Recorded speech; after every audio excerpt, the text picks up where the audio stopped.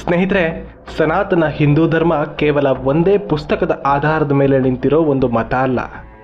4 ವೇದಗಳು, 18 ಪುರಾಣಗಳು, 108 ಉಪನಿಷತ್ತುಗಳು, 18 ಉಪಪುರಾಣಗಳು, 2 ಇತಿಹಾಸ ಪುರಾಣಗಳು, ಧರ್ಮಶಾಸ್ತ್ರ, ತತ್ವಶಾಸ್ತ್ರ, ಆಗಮ ತಂತ್ರಗಳು, ಬೇಕಾದಷ್ಟು ಗ್ರಂಥಗಳು ನಮ್ಮ ಸನಾತನ ಪರಂಪರೆಯ ಶ್ರೇಷ್ಠತೆಯನ್ನು ಎತ್ತಿ ಹಿಡಿಯುತ್ತೆ. ಕೇವಲ ಒಂದು ಪುಸ್ತಕದಿಂದ ಆಗಲಿ, ಒಂದು ಪುರಾಣದಿಂದ ಆಗಲಿ ಈ ಸನಾತನ ಧರ್ಮದ ಶ್ರೇಷ್ಠತೆಯನ್ನು ನಿರ್ಧರಿಸೋದಕ್ಕೆ ಸಾಧ್ಯ ಇಲ್ಲ. ಹಾಗೆ ನಿರ್ಧರಿಸೋದು ಮೂರ್ಖತನ ಅನಿಸ್ಕೊಳ್ಳುತ್ತೆ. ನಾವು ತಿಳಿದಷ್ಟು ಮಾತ್ರ ಹಿಂದೂ ಧರ್ಮ ಅಲ್ಲ, ತಿಳಿಯೋದಕ್ಕೆ ಈ ಧರ್ಮದಲ್ಲಿ ಬೇಕಾದಷ್ಟಿದೆ. ಅಂತಹ ಗ್ರಂಥಗಳ ಪೈಕಿ ಸನಾತನ ಪರಂಪರೆಯಲ್ಲಿ ಅತಿ ಮುಖ್ಯವಾದ 18 ಪುರಾಣಗಳ ಬಗ್ಗೆ ಈ ವಿಡಿಯೋದಲ್ಲಿ ನೋಡೋಣ. ನಾವು ವೇದಗಳನ್ನು ಅತ್ಯಂತ ಶ್ರೀಮಂತ ಅಂತ ಕರಿತೀವಿ, ಆದರೆ ಅವುಗಳನ್ನು ಅರ್ಥ ಮಾಡಿಕೊಳ್ಳೋದು ಅಷ್ಟು ಸುಲಭ ಅಲ್ಲ. ಹೀಗಾಗಿ ಅವುಗಳನ್ನು ಸಾಮಾನ್ಯ ಜನರಿಗೆ ತಲುಪಿಸುವ ಸಲುವಾಗಿ ಋಷಿಗಳ ಮೂಲಕ ನಾವು ಪಡೆದುಕೊಂಡ ಪಾಠವೇ ಈ ಪುರಾಣಗಳು. ನಮ್ಮ ಋಷಿಗಳು ನಮಗೆ 18 ಪುರಾಣಗಳು ಅಂದರೆ 18 ಪುರಾಣಗಳನ್ನು ಕೊಟ್ಟಿದ್ದಾರೆ. ಹಾಗಾದರೆ ಏನಿದೆ ಆ ಪುರಾಣಗಳಲ್ಲಿ? ಯಾವ ಪುರಾಣ ಯಾವ ವಿಷಯದ ಬಗ್ಗೆ ಹೇಳುತ್ತೆ ಅನ್ನೋದು ನಿಮಗೆ ಗೊತ್ತಾ? ಬನ್ನಿ, ಆ ಎಲ್ಲ ವಿಷಯವನ್ನು ನಾನು ನಿಮಗೆ ತಿಳಿಸೋ ಪ್ರಯತ್ನವನ್ನು ಮಾಡ್ತೀನಿ. ಅಲ್ಲಿವರೆಗೂ ನೀವಿನ್ನೂ ನಮ್ಮ ಕನ್ನಡ ಕದಂಬ ಚಾನಲ್ಗೆ ಸಬ್ಸ್ಕ್ರೈಬ್ ಮಾಡಿಲ್ಲ ಅಂದರೆ ಈಗಲೇ ಸಬ್ಸ್ಕ್ರೈಬ್ ಮಾಡಿ. 50,000 ಸಬ್ಸ್ಕ್ರೈಬರ್ಸ್ಗೆ ತುಂಬ ಹತ್ತಿರದಲ್ಲಿದ್ದೀವಿ. ಸ್ನೇಹಿತರೆ, 18 ಪುರಾಣಗಳ ಪೈಕಿ ಮೊದಲನೆಯದ್ದು ಬ್ರಹ್ಮಪುರಾಣ. ಈ ಪುರಾಣ ಸೃಷ್ಟಿಯ ಪ್ರಾರಂಭವನ್ನು ವಿವರಿಸುತ್ತೆ. ಇದನ್ನು ಮೊದಲ ಮಹಾಪುರಾಣ ಅಂತ ಕರೆಯಲಾಗುತ್ತೆ. ಹೀಗಾಗಿ ಇದನ್ನು ಆದಿಪುರಾಣ ಅಂತ ಕೂಡ ಕರೀತಾರೆ. ಸೃಷ್ಟಿಯ ಉಗಮದ ಬಗ್ಗೆ, ಸೂರ್ಯನ ಬಗ್ಗೆ, ಭೌಗೋಳಿಕ ವಿಷಯಗಳ ಬಗ್ಗೆ ಪುರಾಣ ಮಾಹಿತಿಯನ್ನು ನೀಡುತ್ತೆ. ಇನ್ನು ಎರಡನೆಯದ್ದು ಪದ್ಮಪುರಾಣ. ಈ ಪುರಾಣದಲ್ಲಿ ಸೃಷ್ಟಿಕರ್ತನಾದಂತಹ ಬ್ರಹ್ಮನು ಕಾಣಿಸಿಕೊಂಡ ಕಮಲದ ಹೆಸರನ್ನು ಇಡಲಾಗಿದೆ.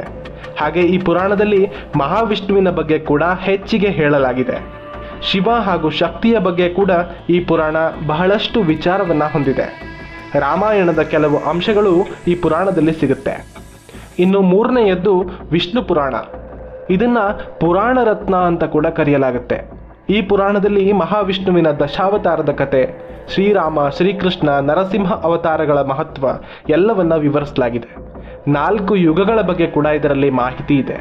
28 ವ್ಯಾಸರ ಬಗ್ಗೆ, ಸೃಷ್ಟಿ ಸ್ಥಿತಿ ಲಯ ವಿಚಾರಗಳ ಬಗ್ಗೆ, ಯೋಗದ ವಿಷಯಗಳ ಬಗ್ಗೆ ವಿವರಿಸಲಾಗಿದೆ. ಇನ್ನು 4ನೆಯದ್ದು ಶಿವಪುರಾಣ. ಈ ಪುರಾಣ ಶಿವ ಪಾರ್ವತಿಯರ ವಿಚಾರದ ಬಗ್ಗೆ, ಶಿವನ ತತ್ವದ ಬಗ್ಗೆ ಹೇಳುತ್ತೆ. ಎಲ್ಲ ದೇವರ ಕಥೆಗಳು, ಉಪಕಥೆಗಳು ಕೂಡ ಈ ಪುರಾಣದಲ್ಲಿ ಬರುತ್ತೆ. ಈ ಪುರಾಣ ಸುಮಾರು 1,00,000 ಶ್ಲೋಕವನ್ನು ಒಳಗೊಂಡಿದೆ ಅಂತ ಹೇಳಲಾಗುತ್ತೆ. ನೀತಿಶಾಸ್ತ್ರ, ತೀರ್ಥಯಾತ್ರಾ ಸ್ಥಳಗಳು, ನದಿಗಳ ಮಹತ್ವ ಎಲ್ಲವನ್ನ ಈ ಪುರಾಣ ವಿವರಿಸುತ್ತೆ. 5ನೆಯದ್ದು ಭಾಗವತ ಪುರಾಣ. ಸ್ನೇಹಿತರೆ, ಇದು 18 ಪುರಾಣಗಳಲ್ಲಿ ಎಲ್ಲಕ್ಕಿಂತ ಹೆಚ್ಚು ಪ್ರಸಿದ್ಧವಾದ ಪುರಾಣ. ಇದನ್ನು ಶ್ರೀಮದ್ ಭಾಗವತ ಅಥವಾ ಭಾಗವತ ಅಂತ ಕೂಡ ಕರೆಯಲಾಗುತ್ತೆ. ಈ ಪುರಾಣದಲ್ಲಿ ಕೃಷ್ಣನ ಬಗ್ಗೆ, ಕೃಷ್ಣನ ಬಾಲ್ಯ ಲೀಲೆಗಳ ಬಗ್ಗೆ ಸಮಗ್ರವಾಗಿ ವಿವರಿಸಲಾಗಿದೆ. ಅದಷ್ಟೇ ಅಲ್ಲದೆ ಸಮಗ್ರ ವಿಷಯಗಳನ್ನು, ಭಕ್ತಿಯ ಮಹತ್ವವನ್ನು, ವಿಷ್ಣುವಿನ ಶಕ್ತಿಯನ್ನು ಎಲ್ಲವನ್ನ ಕೂಡ ಈ ಪುರಾಣದಲ್ಲಿ ಉಲ್ಲೇಖಿಸಲಾಗಿದೆ. ದೇವತೆಗಳು ಹಾಗೂ ಅಸುರರ ಬಗ್ಗೆ, ಮಹಾವಿಷ್ಣುವಿನ ಅವತಾರಗಳ ಬಗ್ಗೆ ಈ ಭಾಗವತ ಪುರಾಣ ವಿಶೇಷವಾಗಿ ಹೇಳುತ್ತೆ. 6ನೆಯದ್ದು ನಾರದೀಯ ಪುರಾಣ ಅಥವಾ ನಾರದ ಪುರಾಣ. ಈ ಪುರಾಣದಲ್ಲಿ ಬಹುತೇಕ ವಿಷ್ಣುವಿನ ಆರಾಧನೆಯ ಕುರಿತು ಹೇಳಲಾಗಿದೆ. ಉಳಿದಂತೆ ಗಂಗಾ ನದಿ ಹಾಗೂ ಗಂಗಾ ನದಿ ತೀರದ ದೇವಾಲಯಗಳ ಬಗ್ಗೆ ಹೇಳಲಾಗಿದೆ. ಇನ್ನು ಈ ಪುರಾಣದಲ್ಲಿ ಎಲ್ಲ 18 ಪುರಾಣಗಳ ಬಗ್ಗೆ ಸಂಕ್ಷಿಪ್ತವಾಗಿ ಹೇಳುವ ಅಧ್ಯಾಯಗಳು ಕೂಡ ಇದೆ. ರುಕ್ಮಾಂಗದ ಚರಿತ್ರೆ ಅನ್ನೋ ಪ್ರಖ್ಯಾತ ಕಥಾಭಾಗ ಈ ನಾರದ ಪುರಾಣದಲ್ಲಿ ಬರುತ್ತೆ. 7ನೆಯದ್ದು ಮಾರ್ಕಂಡೇಯ ಪುರಾಣ. ಹೆಸರೇ ಹೇಳುವಂತೆ ಈ ಪುರಾಣ ಮಾರ್ಕಂಡೇಯ ಋಷಿಯ ಬಗ್ಗೆ ಹೇಳುತ್ತೆ.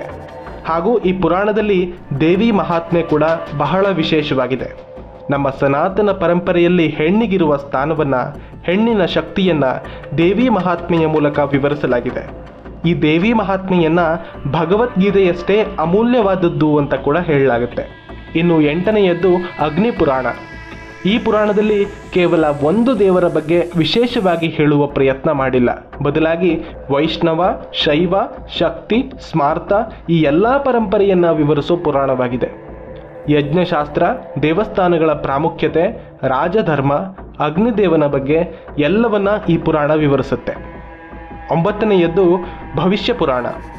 ಯುಗಾಂತರದ ಭವಿಷ್ಯ, ಧರ್ಮದ ಅಧೋಗತಿ, ಕಾಲಚಕ್ರ ಇವೆಲ್ಲದರ ಭವಿಷ್ಯವನ್ನು ಈ ಪುರಾಣ ಸಾಂಕೇತಿಕವಾಗಿ ವಿವರಿಸುವಂತಹ ಪ್ರಯತ್ನವನ್ನು ಮಾಡುತ್ತೆ.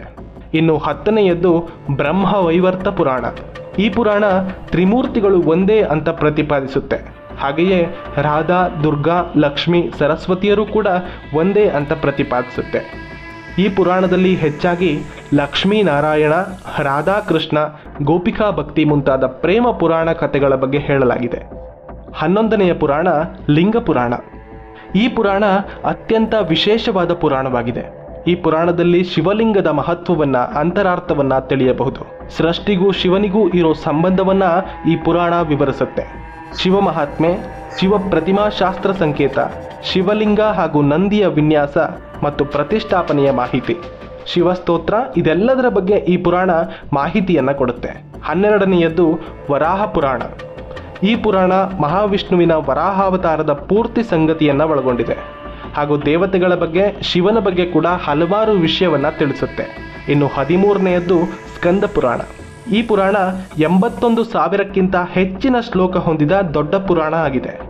ಶಿವ ಪಾರ್ವತಿಯರ ಮಗನಾದ ಸುಬ್ರಹ್ಮಣ್ಯ ಅಥವಾ ಸ್ಕಂದ ಸ್ವಾಮಿಯ ಹೆಸರಿನ ಪುರಾಣ. ಈತನ ಜನನ, ತಾರಕಾಸುರ ಸಂಹಾರ ಹಾಗೂ ದೇವಾಲಯ ಪುರಾಣಗಳ ಬಗ್ಗೆ ಹೇಳಲಾಗಿದೆ. ಶಿವ ಪಾರ್ವತಿಯವರ ಬಗ್ಗೆ ಕೂಡ ಈ ಪುರಾಣದಲ್ಲಿ ಬಹಳಷ್ಟು ವಿಷಯವನ್ನು ಹೇಳಲಾಗಿದೆ. ಇನ್ನು 14ನೆಯದ್ದು ವಾಮನ ಪುರಾಣ. ಇದು ಕೂಡ ಮಹಾವಿಷ್ಣುವಿನ ದಶಾವತಾರದಲ್ಲಿ ಒಂದಾದ ವಾಮನ ಅವತಾರಕ್ಕೆ ಸಂಬಂಧಿಸಿದ ಪುರಾಣ ಆಗಿದೆ. ಬಲಿಚಕ್ರವರ್ತಿಯ ಬಗ್ಗೆ ಹಾಗೂ ದಾನ ಧರ್ಮದ ಮಹತ್ವದ ಬಗ್ಗೆ ಈ ಪುರಾಣ ವಿವರಿಸುತ್ತೆ. ಇನ್ನು 15ನೇ ಪುರಾಣ ಕೂರ್ಮ ಪುರಾಣ. ಇದು ಕೂಡ ದಶಾವತಾರದಲ್ಲಿ ಒಂದಾದ ಪುರಾಣ. ದೇವಾಸುರ ಯುದ್ಧ, ಸಮುದ್ರ ಮಂಥನ, ಮಹಾವಿಷ್ಣುವಿನ ಕೂರ್ಮಾವತಾರ, ಅಮೃತದ ಬಗ್ಗೆ ಈ ಎಲ್ಲವನ್ನ ಕೂಡ ಈ ಪುರಾಣ ವಿವರಿಸುತ್ತೆ. ಇನ್ನು 16ನೇ ಪುರಾಣ ಮತ್ಸ್ಯ ಪುರಾಣ. ಈ ಪುರಾಣ ಪ್ರಳಯದ ಕಥೆ, ಮಾನವನ ಸೃಷ್ಟಿಯ ಪುನರಾರಂಭ, ಮಹಾವಿಷ್ಣುವಿನ ಮತ್ಸ್ಯಾವತಾರದ ಕಥೆಯನ್ನು ಹೇಳುತ್ತೆ. ಜನನ ಮರಣ ಜೀವನ ಚಕ್ರದ ವಿವರಣೆ, ದೇವತೆಗಳ ವಂಶಾವಳಿ, ಮನ್ವಂತರಗಳ ಮಾಹಿತಿ, ಸೂರ್ಯ ಹಾಗೂ ಚಂದ್ರ ವಂಶದ ರಾಜರ ಮಾಹಿತಿಯನ್ನು ಕೂಡ ಈ ಮತ್ಸ್ಯ ಪುರಾಣ ಕೊಡುತ್ತೆ. 17ನೇ ಪುರಾಣ ಗರುಡ ಪುರಾಣ. ಇದು ಕೂಡ ಅತ್ಯಂತ ಪ್ರಸಿದ್ಧವಾದ ಪುರಾಣ. ಇದರ ಬಗ್ಗೆ ಹಲವಾರು ಊಹಾಪೋಹಗಳು, ತಪ್ಪು ಕಲ್ಪನೆಗಳು ಜನರ ಮನಸ್ಸಲ್ಲಿದೆ. ಇದು ಅಶುಭ, ಇದನ್ನು ಮನೆಯಲ್ಲಿ ಇಟ್ಕೋಬಾರದು ಅಂತೆಲ್ಲ ಮೂಢನಂಬಿಕೆ ಇದೆ. ಆದರೆ ಈ ಪುರಾಣದಲ್ಲಿ ಮಾನವ ಜೀವನಕ್ಕೆ ಅತ್ಯಂತ ಅಮೂಲ್ಯವಾದ ವಿಷಯವನ್ನು ಹೇಳಲಾಗಿದೆ. ಮನುಷ್ಯನ ಸಾವಿನ ನಂತರದ ಆತ್ಮದ ಯಾನ ಹೇಗಿರುತ್ತೆ, ಯಮಲೋಕದ ವಿವರ, ಪಾಪಿಗಳಿಗೆ ಯಾವ ರೀತಿಯ ಶಿಕ್ಷೆಯನ್ನು ನೀಡಲಾಗುತ್ತೆ, ಯಾವ ಪಾಪಕ್ಕೆ ಎಂತಹ ಶಿಕ್ಷೆ, ಪಿತೃ ಕಾರ್ಯಗಳ ಮಹತ್ವ ಇದೆಲ್ಲದರ ಬಗ್ಗೆ ಮಹಾವಿಷ್ಣುವಿನ ಬಳಿ ಆತನ ವಾಹನವಾದ ಗರುಡ ಕೇಳ್ತಾನೆ. ಮಹಾವಿಷ್ಣು ಆ ಎಲ್ಲ ರಹಸ್ಯಗಳನ್ನು ಗರುಡನಿಗೆ ವಿವರಿಸ್ತಾನೆ. ನಿಜವಾಗಿ ಈ ಪುರಾಣವನ್ನು ಓದಿ ಅರ್ಥ ಮಾಡಿಕೊಂಡ ಮನುಷ್ಯ ತನ್ನ ಜೀವಮಾನದಲ್ಲಿ ಯಾವ ತಪ್ಪನ್ನು ಮಾಡಲಾರ. ಅಷ್ಟು ಭಯಾನಕವಾಗಿ, ಅಷ್ಟು ಪರಿಣಾಮಕಾರಿಯಾಗಿ ಬರೆಯಲಾಗಿದೆ ಈ ಪುರಾಣದಲ್ಲಿ. ಇನ್ನು ಕೊನೆಯದ್ದು 18ನೆಯ ಬ್ರಹ್ಮಾಂಡ ಪುರಾಣ. ಸೃಷ್ಟಿಯ ರಚನೆ, ಸೃಷ್ಟಿಯ ವಿಕಸನೆಯ ಹಾದಿ, ಕಾಲಚಕ್ರ ಮುಂತಾದ ವಿಷಯಗಳ ಬಗ್ಗೆ ಈ ಪುರಾಣ ಮಾಹಿತಿಯನ್ನು ನೀಡುತ್ತೆ. ಲಲಿತಾ ಸಹಸ್ರನಾಮದ ಮೂಲ ಕೂಡ ಇದೇ ಪುರಾಣವೇ ಆಗಿದೆ. ಸ್ನೇಹಿತರೆ, ಈ 18 ಪುರಾಣಗಳು ಕೂಡ ನಮ್ಮ ಸನಾತನ ಪರಂಪರೆಯ ಶ್ರೇಷ್ಠತೆಯನ್ನು ಎತ್ತಿ ಹಿಡಿಯುವಂಥ ಪುರಾಣಗಳು. ಇವುಗಳಲ್ಲಿ ಏನೇನಿದೆ ಅನ್ನೋ ವಿಷಯವನ್ನು ಸಂಕ್ಷಿಪ್ತವಾಗಿ ವಿವರಿಸಲಾಗಿದೆ ಅಷ್ಟೇ. ಹಾಗಂತ ನಾನು ಹೇಳಿದ ವಿಷಯಗಳು ಮಾತ್ರ ಇದೆ, ಇನ್ನೇನೂ ಇಲ್ಲ ಅಂತ ಭಾವಿಸಬೇಡಿ. ಪ್ರತಿ ಪುರಾಣದಲ್ಲಿ ಸಾವಿರಾರು ಶ್ಲೋಕಗಳಿದೆ. ಇನ್ನು ಕೆಲವು ಪುರಾಣಗಳು 1,00,000 ಶ್ಲೋಕಕ್ಕಿಂತ ಹೆಚ್ಚಿನ ಶ್ಲೋಕವನ್ನು ಹೊಂದಿದೆ. ಪ್ರತಿ ಪುರಾಣಗಳ ಬಗ್ಗೆ ವಿವರಣೆ ಮಾಡಿ ಒಂದೊಂದು ವಿಡಿಯೋ ಬೇಕು ಅಂದರೆ ದಯವಿಟ್ಟು ಕಮೆಂಟ್ ಮಾಡಿ ತಿಳಿಸಿ. ಸನಾತನ ಧರ್ಮದ ಬಗ್ಗೆ ಇನ್ನಷ್ಟು ಎಕ್ಸ್ಪ್ಲೋರ್ ಮಾಡೋದಕ್ಕೆ ನಮ್ಮ ಕನ್ನಡ ಕದಂಬ ಚಾನಲ್ಗೆ ಸಬ್ಸ್ಕ್ರೈಬ್ ಮಾಡಿ. ಜೈ ಶ್ರೀಕೃಷ್ಣ. ಹರ ಹರ ಮಹಾದೇವ್.